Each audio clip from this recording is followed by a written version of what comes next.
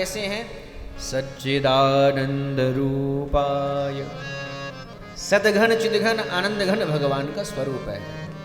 यहाँ हमारे संत बड़ी सुंदर व्याख्या करते हैं, कहते हैं सदानंद, चिदानंद और आनंद, परमानंद, ये तीन हैं।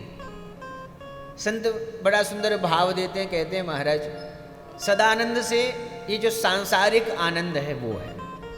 ये जो जीव है, हम सभी जब संसार में आते हैं, संसार में आते ही हमें बहुत कुछ प्राप्त हो जाता है। पिता प्राप्त होते हैं, माता प्राप्त होती है, पत्नी, पुत्र, भाई, बहनें, सगे संबंधी, सब कुछ हमें इस संसार में आके प्राप्त हुआ।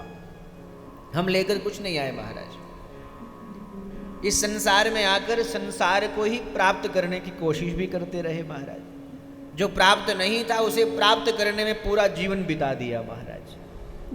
कहा सदानंद क्या है? जिस सांसारिक आनंद जिसे हम प्राप्त करना चाहते हैं, कोई नौकरी पाना चाहता है, कोई मकान पाना चाहता है, कोई संसार पाना चाहता है, कोई संसार के सारे भोगों को पाना चाहता है महाराज। कहा ये सदानंद है।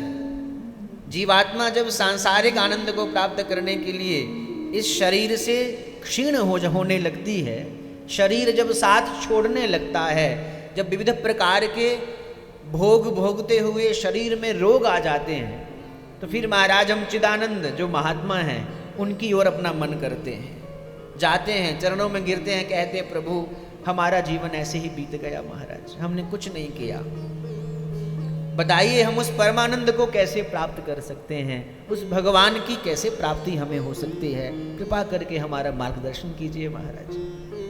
तब चिदानंद रूपी जो संत जन हैं वो उस जीवात्मा को परमानंद की ओर ले जाते हैं, बताते हैं संसार का वास्तविक स्वरूप क्या है।